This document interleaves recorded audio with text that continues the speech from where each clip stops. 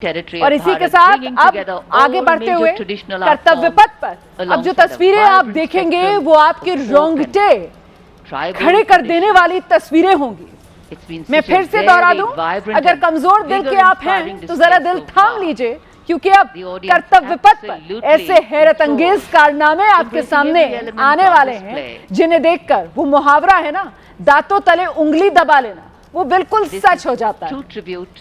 कुछ सस्पेंस बनाने की मैं कोशिश कर रही हूँ, मुझे नहीं पता अगर आप गेस कर पा रहे होंगे या नहीं, लेकिन अगर हमारी तरह आप भी हर बार 26 जनवरी का ये कार्यक्रम देखते हैं, 26 जनवरी कर्तव्य पथ पर परेड का आनंद लेते हैं, तो आप समझ रहे होंगे कि अब मैं किन शूरवीरों की बात कर रही हूँ। अब वक्त हो रहा है कंबाइंड मोटरसाइकिल डिस्प्ले का। ऐसे हैरत अंगेज करतब अब आपको यहाँ पर देखने के लिए मिलेंगे जिनके बारे में अगर आप सिर्फ सुने तो आपके लिए यकीन करना मुश्किल हो जाए, लेकिन जब आप इन करतबों को अपनी आंखों के सामने देखते हैं तो वाकई में आप यकीन कर पाते हैं कि कैसे एक मोटरसाइकिल पर 11-11, 12-12 नहीं 18-18 लोग सवार हैं और मोटरसाइकिल का संतुलन पूरी तरीके से बना हुआ है। बैलेंस के साथ मोटरसाइकिल जो है वो आगे बढ़ रही है। इस तरीके के वो हैरत अंगेज कर्तव्य होंगे, कारनामे होंगे जो बस अब कर्तव्य पथ पर आपकी आंखों के सामने होंगे। तो आगे बढ़ते हुए अब ये बाइक सवार आपके सामने ये सीआरपीएफ और एसएसबी की संयुक्त डेयरडेविल्स टीम है जो अब वाकई में ये बताएगी कि आखिरकार रोंगटे खड़े कर देने वाला प्रदर्शन क्या होता है। और पहली फॉर्मेशन ये सहायक कमांडेंट सीमा नाग हैं, सहायक कमांडेंट नवीन कुमारी के साथ संयुक्त रूप से तैयार की है इन्होंने। धैर्य, साहस और संतुलन की कला में कुशल, ये आपने देखा पहला फॉर्मेशन। और मैं आपको बता दूं कि सहायक कमांडेंट सीमा नाग जो है 12 साल से इस टीम का नेतृत्व कर रही हैं। और अब इन कमांडेंट्स के बाद जो पहली फॉर्मेशन आप बनती हुई देखेंगे उसका नाम है one wheel riding. One wheel riding मतलब मोटरसाइकिल के एक पहिए पर ये बाइक चलती हुई आपके सामने। This is the one wheel riding Constable Saji KS of the SSB। तो एसएसबी के कांस्टेबल साजी केएस कर्तव्य पथ पर वन व्हील राइडिंग दिखाते हुए, जिसमें साहस की जितनी जरूरत है उतनी ही जरूरत स्थिरता की है।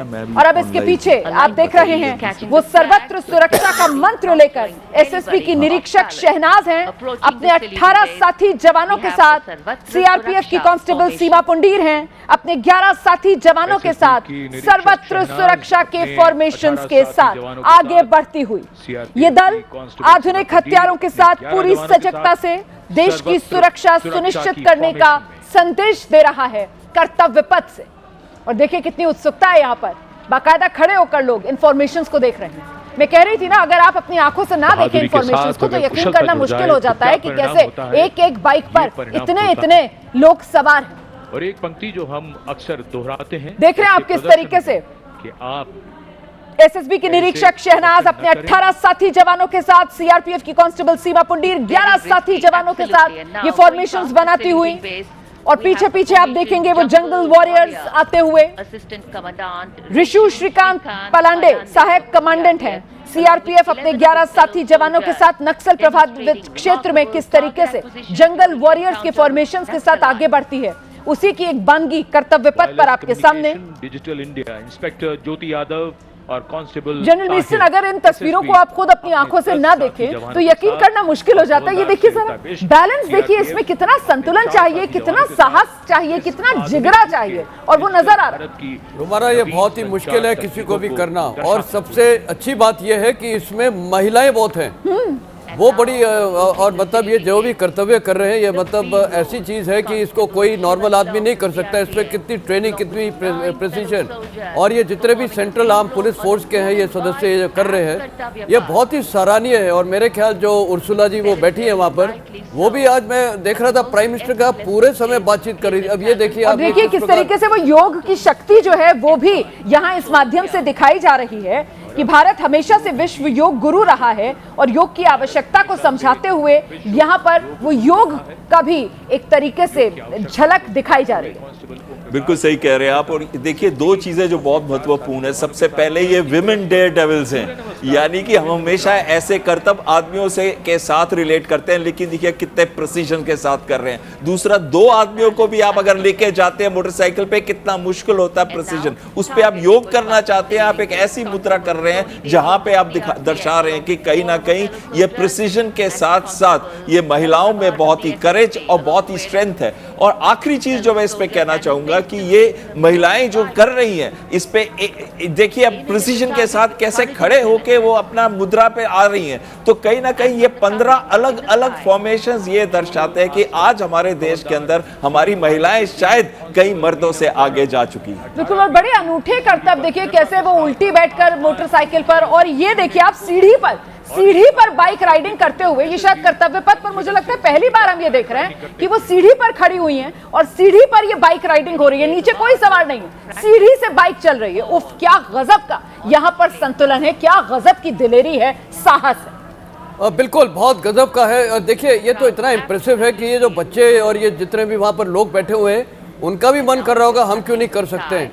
और ये सीढ़ी पे करना और उसको बैलेंस करना, मेरे ख्याल ये तो बहुत ही मुश्किलात काम है और वही महिलाएं कर रही हैं। और दूसरा, आज मेरे को लग रहा है पूरी परेड में रोमाना एक बड़ी चीज स्टैंड आउट होती है कि देखिए एक तो हार्ट पावर हमने दिखाया, मिलिट्री परेड। सर ये 14 वीरांगनाएं हैं, मैं जरा सा दर्शकों को बता दूं, ये 14 वीरांगनाएं हैं जो 2 बुलेट पर संतुलन और शक्ति का परिचय देती हुई आगे बढ़ रही हैं। अपने आप में ये कमाल का कारनामा है। जी सर। हाँ, तो मैं ये बोल रहा था कि ये बिल्कुल जो कारनामे हैं बिल्कुल ही अद्भुत हैं। मतलब ये तो मैंने भी नहीं देखे, ये पहली बार शायद ये इतने टाइम ऐसे कारनामे दिखाए जा रहे हैं। लेकिन मैं एक चीज़ ये बोल रहा था कि जो आज ये दोनों गेस्ट आए ना, उनके ऊपर इतना प्रभाव पड़ेगा और ये पाकिस्तान के ऊपर भी, कि इंडिया का हार्ड पावर भी डिस्प्ले हुआ है और सॉफ्ट पावर भी डिस्प्ले हुआ है। और आपने वो देखा जो वंदे मातरम का जो गाना था, पूरे स्टेट्स, हर स्टेट के बच्चे गा रहे थे, उसमें शामिल थे अपनी अपनी ट्रेडिशनल ड्रेसेस में। और ये मेरे ख्याल पहली बात है कि सारे बच्चे एक ही गाने के ऊपर ये एक इतना अच्छा इन्होंने शो किया है। तो ये भारत की कल्चरल आइडेंटिटी और एकता मैंने तो पहले ही कहा सर कि वो जो भारत की आत्मा एक तरीके से, उससे वो साक्षात्कार होते हुए नजर आया। बिल्कुल सही कह रहे हैं, आत्मा से डायरेक्टली रिलेट करता था। वैसे ये 1876 में लिखी गई थी बंकिम चंद्र जी से, लेकिन इसको सुर दिया था 1896 में रविंद्रनाथ टैगोर ने। और उसके बाद तो पूरा एक देश एक सुई के ये बटरफ्लाई फॉर्मेशन आ गया स्क्रीन पर, जरा इसके बारे में बता दीजिए। इसी को बटरफ्लाई फॉर्मेशन बोलते हैं क्या सर? ये 11 साथी जवानों के साथ कांस्टेबल शेख काजल सीआरपीएफ की आगे बढ़ती हुई। आप मुझे एक बात बताइए जी, एक मोटरसाइकिल और 2 मोटरसाइकिल पे अगर आप पैर रख ले तो मुश्किल है। यहाँ पे तो आप देखिए कितनी सारी मोटरसाइकिल है और प्रिसीजन कितना, और कितने एक साथ एक ही तरीके से वो लोग सब खड़े हुए हैं और बड़े क्लियरली, कहीं पे कोई डगमगा नहीं रहा। और ये जो प्रिसीजन और एक्यूरेसी है ये एक दिन में नहीं होती, इसके लिए बहुत प्रैक्टिस करनी पड़ती है और हिम्मत चाहिए और जिगर चाहिए इसको करने के लिए। बिल्कुल जिगरा चाहिए इसको करने के लिए। और देखिए किस रूप में ये डेयर डेविल्स हैं और इनकी टीम कर्तव्य पथ पर अपने हुनर, अपने कर्तव्य और अपने कारनामे दिखाते हुए अब गुजर चुकी है। और अब वो घड़ी जब गर्जना आकाश में सुनाई देगी, जब निगाहें कर्तव्य पथ से हटकर ऊपर आसमान की ओर होंगी, क्योंकि अब वक्त फ्लाई पास्ट का आ गया है। और मुझे लगता है जब बात फ्लाई पास्ट की होगी तो कॉमोडोर बहल से बेहतर हमारे साथ और कोई नहीं है इन तस्वीरों के बारे में बताने के लिए। सर तस्वीरें देखिए और बताइए। देखिए ये जो एयरक्राफ्ट है इसके अंदर आप देख रहे हैं C-130 सबसे आगे और 2 C-295 ये अर्जुन फॉर्मेशन है फिलहाल जो आप देख रहे हैं। बिल्कुल, इसमें एक C-130 की अगुवाई में 2 C-295 विमान। हाँ, लेकिन इसके बारे में मैं 295 के बारे में बताना चाहता था। ये भारत के अंदर बनता है, इसके अंदर 50 के करीब पैरा ट्रूपर्स ले जा सकते हैं, 71 के करीब इसके अंदर क्रू को लेके जा सकता है, 9 टन कैरी करता है। और सबसे बड़ी बात पता क्या है, इसके अंदर ये भारत में ही बनता है, टाटा एडवांस सिस्टम्स लिमिटेड। अभी तक 16 के 16 फ्लाई अवे कंडीशन से आए हैं स्पेन में। पहला जो भारत के अंदर बन के निकल रहा है वो सितंबर 2026 इस साल के अंदर। ये विक फॉर्मेशन है, विक्ट्री वाली फॉर्मेशन है। बिल्कुल, ये विक्ट्री या विक फॉर्मेशन है। एक एयरक्राफ्ट लीड के अंदर है और बाकी 2 ट्रांसपोर्ट जाती है। तीनों मीडियम ट्रांसपोर्ट एयरक्राफ्ट हैं। इनकी रेंज इतनी अच्छी है कि ना केवल ये इंट्रा थिएटर यानी कि लद्दाख के अंदर ही या नॉर्थ ईस्ट के अंदर ही, लेकिन ये इंटर थिएटर भी जा सकते हैं। 3800 से 4500 किलोमीटर की इनकी रेंज है इन जहाजों की। और जो लोड ये कैरी करते हैं, जो रोल्स के अंदर एयर एम्बुलेंस से लेके सप्लाई करना, यहां तक कि जो C-130 जो 12 जहाज वाले पूरा भार खुद उठा लेते हैं। एब्सोल्युटली। और जब हमको जरूरत पड़ती है रैपिड डिप्लॉयमेंट की, ह्यूमैनिटेरियन असिस्टेंस की, तो ऐसे जहाज सबसे आगे होते हैं। याद है आपको नेपाल में हमने जाके मदद की थी, हमने मदद की है टर्की के अंदर जाके अपना सामान दिया था, वो भूल गए हमको वो लोग। और हमने मदद की है भारत के अंदर, जब भी कोई आपदा आई है तो ऐसे जहाजों ने हमेशा सपोर्ट किया वहां पे जाने का। लेकिन इसमें आत्मनिर्भरता की बात आ रही है। भारत के अंदर C-295 बन रहा है और आने वाले समय में एक ऐसा इकोसिस्टम क्रिएट करेगा। The first formation, Arjun formation, led by और Group ये Captain अब वो Rahul सूरत की Rao, अर्जुन फॉर्मेशन की तस्वीर आपके flanking सामने it है, are 2 जिसमें अगुवाई C-130 की C-295 तरफ से की जा रही है और flown by Group C-295 Captain साथ Shivam में P.K. उड़ते हुए। Vasan and Wing Commander और ये S. विक फॉर्मेशन आसमान में जो आप बनते हुए देख रहे हैं, विक मतलब विक्ट्री, वी से, और वही ये formation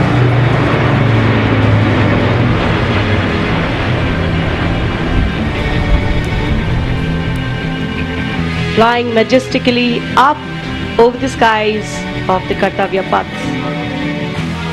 And now time for the Varuna formation, comprising 1 PHI aircraft of the Indian Navy and 2 Sukhoi 30 MKI aircraft of the अब ये Indian अगली Air Force. फॉर्मेशन कौन सी आने वाली है? ये देखिए, ये फॉर्मेशन जो है वरुणा कहते हैं। वरुणा इसलिए कह रहे हैं कि उसके लीड में P-8I एक जहाज है, maritime petrol aircraft Indian navy का, तो ये उसको लीड कर रहा है। ये एयरक्राफ्ट 4 घंटे तक ऑन स्टेशन, 10 घंटे वैसे फ्लाई कर सकता है, 4 घंटे ऑन स्टेशन रह के दुश्मन की शिप्स को, दुश्मन के सबमरीन्स को और anti ship anti submarine warfare में बहुत महत्वपूर्ण रोल प्ले करता है। इसको एस्कॉर्ट देखिए 2 Su-30 कर रहे हैं।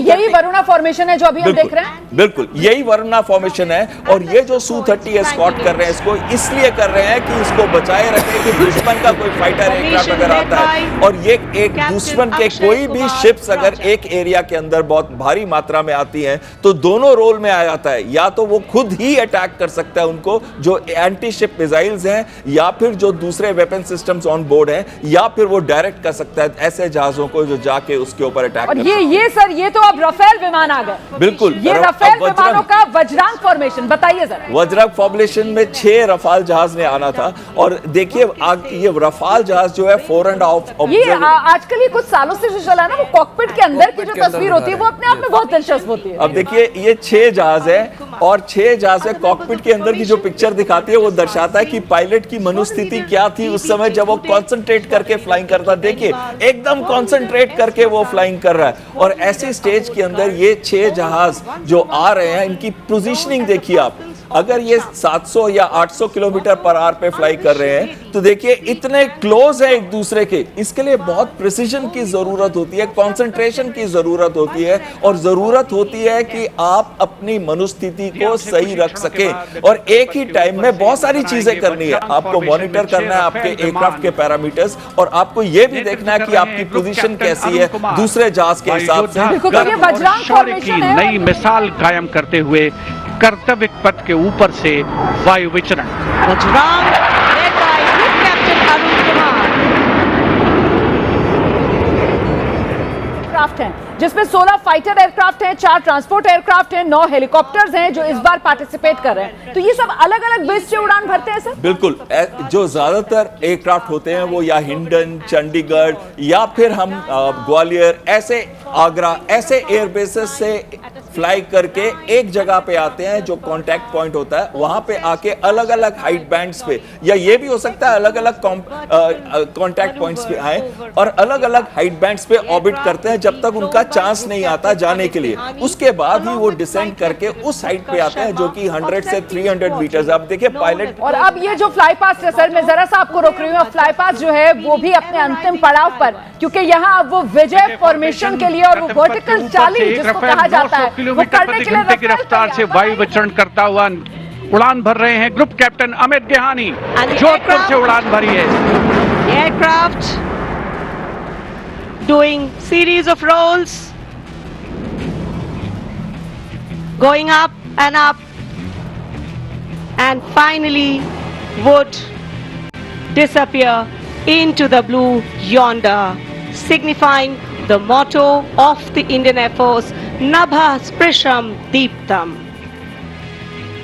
कहा जाता है वो उस तरीके की उड़ान होती है जी कॉमोडोर बैन। जी, ना केवल ये उड़ान करी जाती है नियरली 90 डिग्री पोजीशन पे बिल्कुल आकाश के ऊपर जाने वाली उड़ान, ये उड़ान को करने के लिए जो जहाज की अपनी कैपेबिलिटी है वो भी बहुत हाई होनी चाहिए। इसी वजह से इसे 4.5 जनरेशन एयरक्राफ्ट, लो ऑब्जर्वेबल एयरक्राफ्ट कहते हुए साथ में ये कहा जाता है कि इसका थ्रस्ट टू वेट रेशियो जो है, यानी कि जिस पावर से इंजन चल रहा है वो इतनी मजबूत है कि बड़े आराम से एक और जहाज जो ये कर सकता है वो Su-30M आई है, और फॉर्चुनेटली भारत के पास वो दोनों जहाज हैं। आने वाले समय में हम 114 और रफाल खरीद रहे हैं ताकि एक ऐसी मजबूत एयरफोर्स बने कि आज अगर पाकिस्तान की एयरफोर्स या पाकिस्तान के लोग देख रहे हैं इस इंफॉर्मेशंस को और इस डिस्प्ले को, उनके अंदर ये जरूर आए कि हम आतंकवाद का रास्ता छोड़ दें और भारत के साथ दोस्ती करने के लिए आगे बढ़ें। हमारी एयरफोर्स 4th लार्जेस्ट एयरफोर्स ही नहीं है लेकिन मोस्ट प्रोफेशनल एयरफोर्स है इस समय पूरे विश्व में। हमारी एयरफोर्स को रिकॉग्नाइज किया जाता है। इसी वजह से स्विस थिंक टैंक, ऐसे तो बहुत सारे हैं, ऑस्ट्रियन ने भी यही कहा है, लेकिन कल स्विस थिंक टैंक ने यह कहा कि भारतीय वायुसेना ने जो एयर सुपीरियरिटी ली थी पाकिस्तान के ऊपर से, इसी वजह से वो कहीं ना कहीं अपने घुटनों पे आ गए। बिल्कुल, वो कहते हैं ना जनरल मेसन, वो चेरी ऑन टॉप, मतलब पूरी परेड और शानदार परेड और उसमें वो मार्चिंग दस्ते, बैंड और पूरे जो सेना की क्षमता है वो दिखती है, वो खूबसूरत झांकियां आती हैं, तमाम करतब, और फिर वो आखिर में वो फ्लाई पास्ट, मतलब वो आपकी आंखों में वो चमक छोड़ जाती है तस्वीर। ये तो आइसिंग ऑन द केक हो जाता है। बिल्कुल, और पूरा मिलिट्री पावर देख लिया पूरे देश ने, पूरा कल्चरल। और सर आप अपनी बात पूरी कर लीजिएगा, बस ये तस्वीरें बता दूं एक बार फिर से, जो राष्ट्रपति के अंगरक्षक हैं वो सलामी मंच की ओर बढ़ते हुए, क्योंकि यहां से फिर दोबारा से वो राष्ट्रपति को अपने सुरक्षा घेरे में वापस राष्ट्रपति भवन लेकर जाएंगे। जी जनरल मेसन, अपनी बात पूरी कीजिए। हाँ, तो मैं ये बोल रहा था कि ये जो भी है एक सॉफ्ट पावर भी हमने दिखा दिया पूरे विश्व को, हार्ड पावर भी दिखा दिया है, कल्चरल, हिस्टोरिकल, हमारा इतना सिविलाइजेशन है, सारा हमने दिखा दिया है। और वंदे मातरम जो गाना है उस पे बच्चों ने गाया है, वननेस ऑफ इंडिया, तो मेरे ख्याल बहुत मैसेज गया। और मेरे ख्याल इसका प्रभाव ये पड़ेगा क्योंकि उर्सिला ने 2 दिन पहले बोला था लास्ट माइल ऑफ साइनिंग, वो जो करना है वो डील उन्होंने साइन, वो थोड़ी मुश्किल होती है, लेकिन अब वो लास्ट माइल भी खत्म हो गया है, उनको प्रभाव पड़ेगा। और डील 28 तारीख को बैठना है शायद, 27 को बोल रहे हैं, 28 को है शायद, वो उस दिन फाइनलाइज हो जाएगी। अभी मेरे को कोई डाउट नहीं है, बिल्कुल फाइनलाइज हो जाएगी। Mother of all deals Ursula von der लेyen का अभी जिस तरीके का अनुभव रहा है और जितनी खुशी उनको हो रही थी, जितनी उत्सुक वो नजर आ रही थी बाकायदा इस परेड की हर बारीकी के बारे में जानने के लिए, उसके बाद तो यही उम्मीद की जा रही है, बहुत इंप्रेस हो गई है वो हमसे। बिल्कुल सही कह रहे हैं कि ऐसे ना हमको इनवाइट कर दे, आप नाटो ज्वाइन कर लीजिए। हमने यूरोप की सिक्योरिटी का ठेका नहीं लिया, हम इस एरिया की सिक्योरिटी जरूर अपनी समझते हैं और खासकर भारत की सिक्योरिटी, हमें विस्तारवादी पॉलिसी से कुछ लेना देना नहीं है। लेकिन आज भारतीय वायुसेना, भारतीय सेना, भारतीय नौसेना इतनी सक्षम है कि अगर हम 2 फ्रंट वॉर में भी जाते हैं तो कहीं ना कहीं हम एक ऐसा निशान छोड़ के जाएंगे भारत के अंदर, उनके ऊपर, उनके माइंड्स के ऊपर, कि वो भी 10 बार सोचेंगे हमारी धरती की तरफ देखने के लिए। और लीजिए अब आ गए हैं एक बार फिर से राष्ट्रपति के अंगरक्षक, सशस्त्र सेना की सुप्रीम कमांडर राष्ट्रपति द्रौपदी।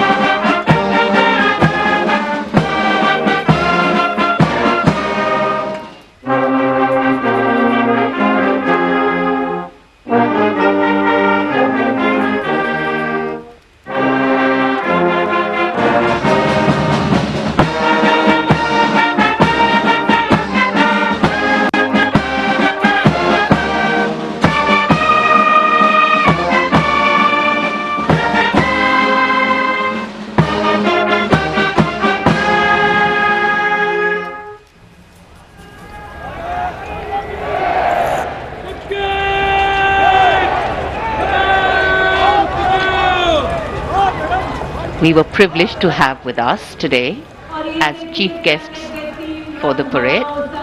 तो राष्ट्रगान के साथ एक तरीके से औपचारिक तौर पर इस कार्यक्रम का समापन, राष्ट्रपति वापस राष्ट्रपति भवन की ओर प्रस्थान करेंगी और इस बीच तिरंगे के रंग में रंगे ये गुब्बारे आप देख रहे हैं कैसे नीले आसमान में तिरंगा और उसी के रंग बिखरे हुए नजर आ रहे हैं। ये गणतंत्र का जश्न है, ये गणतंत्र के गौरव की तस्वीरें हैं। इस समय नीले आकाश पर तिरंगे के रंग बिखरे हुए नजर आ रहे हैं। नीला आकाश तिरंगे के रंग में रंगा नजर आ रहा है। तो इसमें केसरिया भी है, इसमें हरा भी है, इसमें सफेद भी है और यही वो तिरंगा जिसकी आन बान शान के लिए जो हमारे शूरवीर हैं वो अपने प्राणों की आहुति देने से भी नहीं हिचकिचाते। सर्वोच्च बलिदान प्राणों का देकर इस भारत माता को सींचा है और इसकी शान को यूं ही बरकरार रखेंगे, यही हर दिल में कामना है। फिलहाल औपचारिक तौर पर गणतंत्र दिवस समारोह का यहां अब समापन होता हुआ आप देख रहे हैं। राष्ट्रपति द्रौपदी मुर्मू अब राष्ट्रपति भवन की ओर प्रस्थान करेंगी। उनके अंगरक्षक पहुंच चुके हैं। सशस्त्र सेनाओं की सुप्रीम कमांडर हैं माननीय राष्ट्रपति द्रौपदी मुर्मू। दोनों अति विशिष्ट मेहमानों के साथ अब वापस राष्ट्रपति भवन की ओर। माननीय राष्ट्रपति महोदया को समारोह पूर्वक विदाई देने के लिए उनके साथ उपस्थित साथ ही माननीय प्रधानमंत्री श्री नरेंद्र मोदी, रक्षा मंत्री श्री राजनाथ सिंह।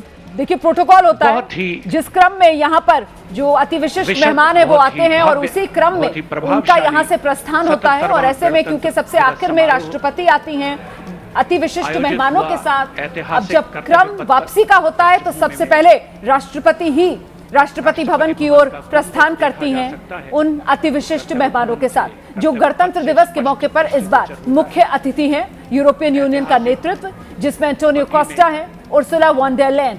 विशिष्ट मेहमान अपनी जगह अपना स्थान ग्रहण करते हुए ये राष्ट्रपति के अंगरक्षक इंतजार करते हुए और राष्ट्रपति यहां से एक बार फिर वही खुली बग्घी जिसमें सवार होकर वो यहां समारोह स्थल तक पहुंची थी, एक बार फिर उसी खुली बग्घी में सवार होकर वापस राष्ट्रपति भवन की ओर प्रस्थान करते हुए राष्ट्रपति के अंगरक्षक के कमांडेंट कर्नल अमित बेरवाल हैं जो अपने घोड़े मेघदूत पर सवार हैं। यूरोपीय कमीशन और साथ में जो सेकंड इन कमांड है वो लेफ्टिनेंट कर्नल अंगद सिंह थिंड हैं, वो अपने घोड़े सुल्तान पर सवार हैं।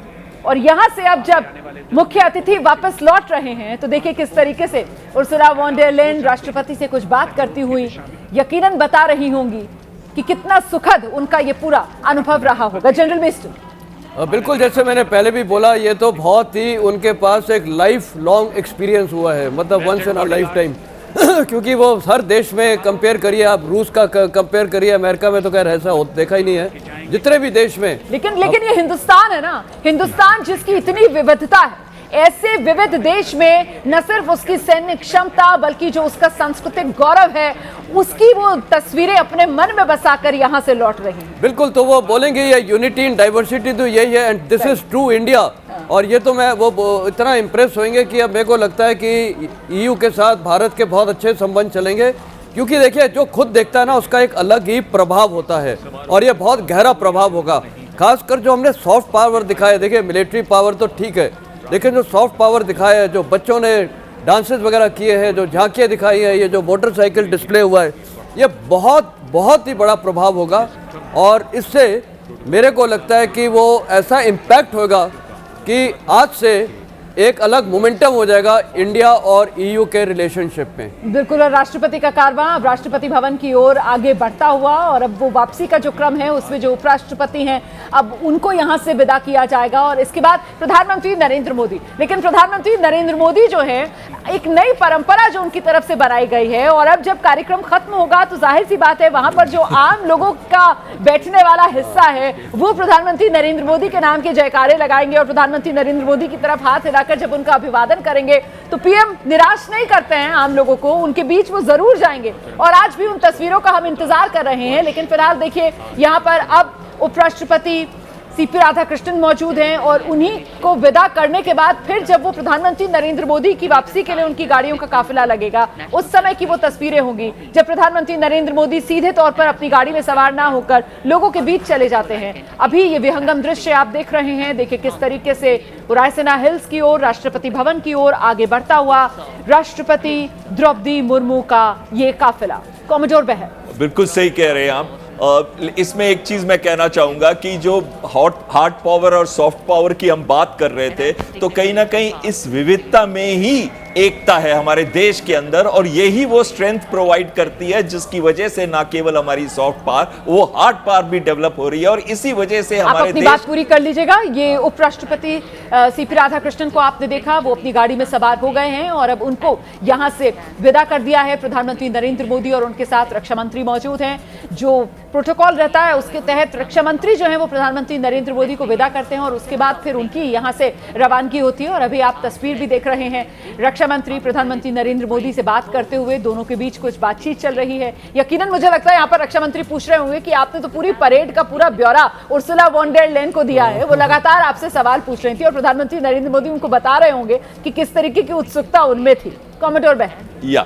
और जो बात मैं पूरी कर दूं उसकी, जो मैं कह रहा था कि इस अनेकता में एकता और इसकी जो स्ट्रेंथ हम देते हैं, वो स्ट्रेंथ तभी होती है जब सभी राज्यों, सभी भाषाएं और सभी रिलीजन एक साथ मिलकर हमारे देश के अंदर काम करते हैं। और ये मैसेज गया है आज सभी को, खासकर ये रोकना पड़ेगा मुझे आपको, वो पल आ गया है ना। देखिए प्रधानमंत्री नरेंद्र मोदी की गाड़ियों का काफिला आया, लेकिन प्रधानमंत्री नरेंद्र मोदी गाड़ी में सवार नहीं हुए, पैदल चलते हुए दूसरी तरफ जाते हुए, कर्तव्य पथ पर पैदल चल के दूसरी तरफ जाते हुए प्रधानमंत्री नरेंद्र मोदी, जहां पर वो आम लोग बैठे हुए हैं जो इसी पल का इंतजार करते हैं कि जब औपचारिक तौर पर कार्यक्रम का समापन होगा, उसके बाद प्रधानमंत्री उनको निराश नहीं करेंगे और प्रधानमंत्री नरेंद्र मोदी को जब लोग पुकारेंगे तो फिर प्रधानमंत्री नरेंद्र मोदी उनके बीच जरूर जाएंगे।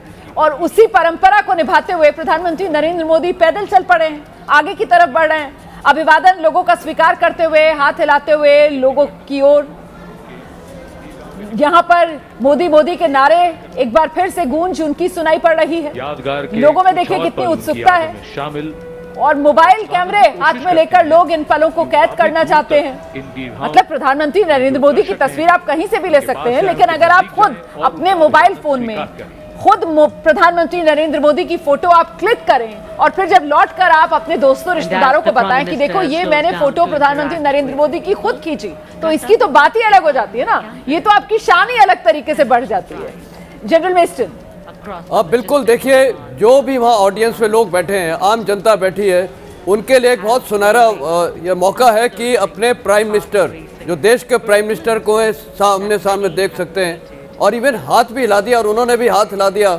वो उनके लिए एक मोमेंटस ओकेजन हो जाता है कि देखो प्राइम मिनिस्टर साहब ने मेरे को देख के हाथ हिलाया। जिंदगी भर के लिए उनके लिए एक ऐसी खूबसूरत याद है जो वो अपनी आने वाली पीढ़ियों को भी बताएंगे। ये जो छोटा सा जेस्चर है उनके लिए बहुत बड़ी बात हो जाती है। तो मेरे ख्याल ये जो एक भावना है प्राइम मिनिस्टर की, लोगों से जाके कनेक्ट होना हर इवेंट के बाद, वो बहुत अहम रखता है। और मेरे ख्याल वो बहुत एक अच्छा दिखाता है कि प्राइम मिनिस्टर एक अच्छे स्टेट्समैन है।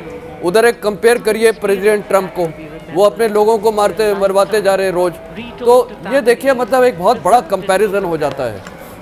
बिल्कुल, ये बेहद खूबसूरत सा जेस्चर है। हर बार, चाहे 15 अगस्त का मौका हो, 26 जनवरी का मौका हो, कोई मौका प्रधानमंत्री नरेंद्र मोदी छोड़ते नहीं है, लोगों को निराश करते नहीं है, और लोग जो उनको नजदीक से देखना चाहते हैं उनके बीच प्रधानमंत्री नरेंद्र मोदी पहुंचते हैं। देखिए कैसे पीएम की तरफ से बाकायदा हाथ हिलाकर सबका अभिवादन वो स्वीकार कर रहे हैं, किसी को निराश नहीं कर रहे हैं। और कर्तव्य पथ क्योंकि दोनों ओर लोग बैठते हैं, तो कभी इस तरफ जाते हैं, कभी दूसरी ओर जाते हैं, और वहां जाकर लोगों का अभिवादन स्वीकार करते हुए जितना नजदीक हो सके, क्योंकि देखिए सुरक्षा के भी इंतजाम होते हैं वहां पर, और प्रधानमंत्री नरेंद्र मोदी की जाहिर सी बात है प्रधानमंत्री हैं तो सुरक्षा का घेरा जो है वो बहुत टाइट होता है, लेकिन बावजूद इसके जितना नजदीक हो सके वो उतना नजदीक लोगों के बीच जाने की कोशिश करते हैं। 15 अगस्त के मौके पर तो हम देखते हैं वो जो छात्र बैठे होते हैं बाकायदा उनके बीच में वो चले जाते हैं और उनसे जाकर हाथ मिलाते हैं, किसी की पीठ थपथपाते हैं। लेकिन अभी 26 जनवरी के मौके पर क्योंकि कर्तव्य पथ पर दोनों तरफ वो बैरिकेड्स लगे होते हैं तो उतना नजदीक जाना मुमकिन नहीं हो पाता है, लेकिन फिर भी जितना हो सकता है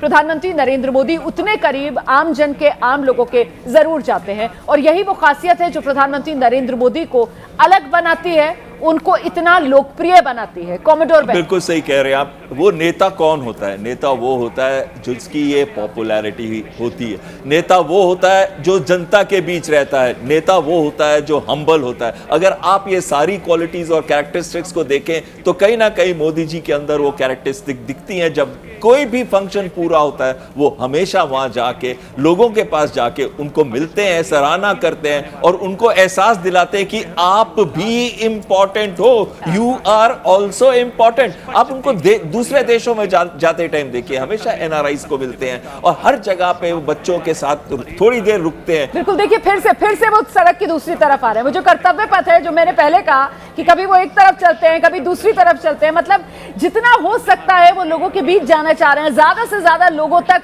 वो पहुंचना चाह रहे हैं ताकि वो लोग निराश ना हो, क्योंकि यही वो पल है जिसका इंतजार यहां पहुंचने वाले लोग करते हैं। वो ये आस लेकर जाते हैं कि जब कार्यक्रम खत्म होगा तो प्रधानमंत्री नरेंद्र मोदी को करीब से देखने का उनको मौका मिलेगा। वो ये उम्मीद लेकर जाते हैं कि जब कार्यक्रम खत्म होगा तो प्रधानमंत्री नरेंद्र मोदी हमें देखकर हमारी ओर हाथ जरूर हिलाएंगे।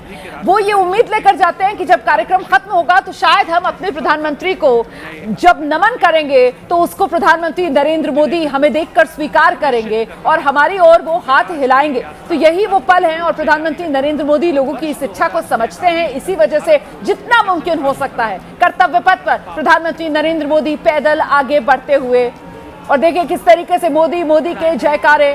और अब प्रधानमंत्री नरेंद्र मोदी गाड़ी में सवार हो गए हैं, लेकिन मुझे लगता है कुछ देर तक वो ये कोशिश करेंगे कि गाड़ी में अंदर बैठे नहीं बल्कि यूं ही गाड़ी में सवार बाहर की तरफ वो खड़े रहें जितना मुमकिन हो सके। देखिए जो मैं पहले कह रही थी ना आपसे, गाड़ी चलने लगी है। प्रधानमंत्री नरेंद्र मोदी गाड़ी में बैठे नहीं है, गाड़ी में सवार जरूर हुए हैं लेकिन गाड़ी में खड़े हुए हैं, हाथ हिलाकर लोगों का अभी भी अभिवादन करते हुए। अब आज 26 जनवरी का दिन है, जाहिर सी बात है पूरा दिन प्रधानमंत्री नरेंद्र मोदी का जो शेड्यूल है वो पैक्ड होगा, लेकिन इस टाइट शेड्यूल में से भी ये कुछ पल हैं जो प्रधानमंत्री नरेंद्र मोदी ने चुराए हैं और ये देश की जनता के लिए प्रधानमंत्री नरेंद्र मोदी ने पल चुराए हैं ताकि वो देश की जनता को थोड़ी सी खुशी अपनी ओर से दे सके। ये गणतंत्र के गौरव का दिन है 26 जनवरी, जिसका जिक्र हम आज सुबह से कर रहे हैं।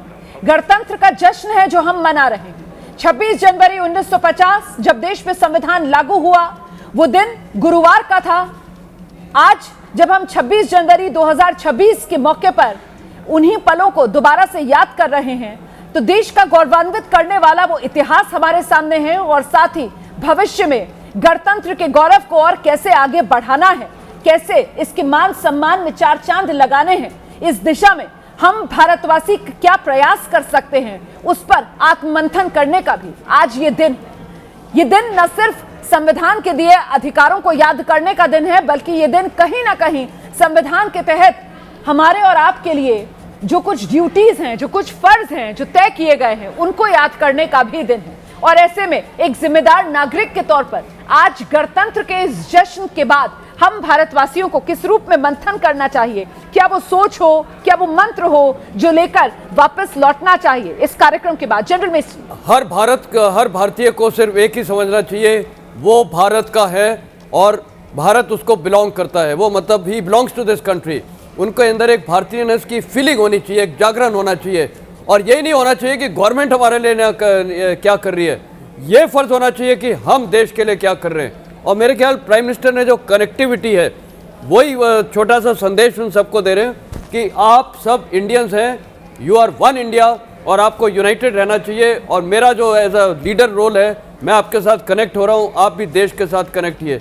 तो मेरे ख्याल बहुत अच्छी मैसेजिंग होती है। ये देखिए कई बार लीडर्स के सही कह रहे, देखिए संविधान आज ही के दिन लागू हुआ और उसी संविधान ने देश की जनता ही जनार्दन है, यही वो संदेश दिया। उसी संविधान ने हम सबको समान अधिकार, हम सबको सम्मान, हम सबको समता, हम सबको न्याय मिले, हम सब में बंधुता के भाव हो, इसी को रेखांकित करने के लिए वो पूरा संविधान जो संविधान निर्माताओं ने बनाया बाबा साहेब भीमराव अंबेडकर के नेतृत्व में, और आज उन तमाम संविधान निर्माताओं को भी नमन करने का ये पल है, नमन करने की ये घड़ी है। और जो संविधान का संदेश है ना, वो जाति, वो भाषा, वो क्षेत्र, वो धर्म, इन तमाम भेद से ऊपर उठकर, और लिंग का भेद भी मैं यहां पर जोड़ना चाहती हूं, तमाम भेद से ऊपर उठकर वो बंधुत्व का जो भाव है जो हम सबको सिर्फ एक पहचान देता है, हम सब हिंदुस्तानी, उसी का जिक्र यहां पर जनरल मेस्टन भी कर रहे हैं। यही वो भाव होना चाहिए जो आपके और हमारे मन में बसना चाहिए। और देखिए किस तरीके से प्रधानमंत्री नरेंद्र मोदी का काफिला अभी भी कर्तव्य पथ पर आगे बढ़ता हुआ, जितना ज्यादा हो सकता है प्रधानमंत्री नरेंद्र मोदी उतना ज्यादा लोगों तक यहां कर्तव्य पथ पर एक पहुंचने की कोशिश करते हुए, ताकि कोई निराश होकर ना जाए, कोई ये ना कहे कि हम तो क्योंकि कर्तव्य पथ पर उधर पीछे की तरफ बैठे हुए थे ना, हम दूर की तरफ बैठे हुए थे, इसलिए प्रधानमंत्री नरेंद्र मोदी हमारी तरफ नहीं आ पाए। प्रधानमंत्री नरेंद्र मोदी जितना हो सका वो पैदल चले और उसके बाद अब अपनी गाड़ी में सवार होकर बाहर की तरफ खड़े हुए हैं और आगे कर्तव्य पथ से गुजर रहे हैं। कॉमोडोर बहल, जो सवाल मैंने जनरल बेस्टन से पूछा, आज के दिन की सीख, आज के दिन का संदेश हम भारतीयों के लिए, आज के दिन का मंत्र। देखिए, मेरी तरफ से सिर्फ दो ही संदेश होंगे। सबसे पहला संदेश होगा, ये मत पूछिए what country can do for you, ये बोलिए what you can do for the country. ये बहुत इंपॉर्टेंट समय है। हम हमेशा अपने फंडामेंटल राइट्स की बात करते हैं, लेकिन क्या हमारी फंडामेंटल ड्यूटीज हम पूरी कर रहे हैं देश के प्रति, देश के निर्माण के प्रति और देश की सुरक्षा के प्रति? इस पे ध्यान देने का है। इसमें दो छोटी सी चीजें अगर आप अपने अंदर अर्पण कर लें तो शायद कहीं हमारा देश बहुत महान बन जाए। सबसे पहले चीज है कि आप चाहे सड़क पे भी जाना चाहें, ट्रैफिक के ऊपर भी रहें, तो अपनी लेन मेंटेन करिए, डिसिप्लिन रखिए, अनुशासन रखिए। और दूसरी और आखिरी चीज है कि अपने देश को ना बांटिए, ना राज्य के रीजन्स में, ना भाषा के नाम पे, ना रिलीजन के नाम पे। बिल्कुल, संविधान हमारी शक्ति है और इसी शक्ति का हम सबको सम्मान करना है। आज गणतंत्र के इस गौरव के दिन, इस विशेष कवरेज में आप सब मेरे साथ शामिल हुए। बहुत बहुत शुक्रिया आप दोनों का हमारे साथ जुड़ने के लिए। एबीपी न्यूज पर यह बड़ी कवरेज लगातार जारी है।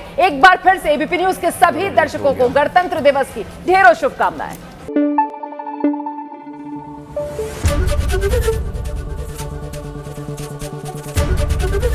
एबीपी न्यूज आपको रखे आगे।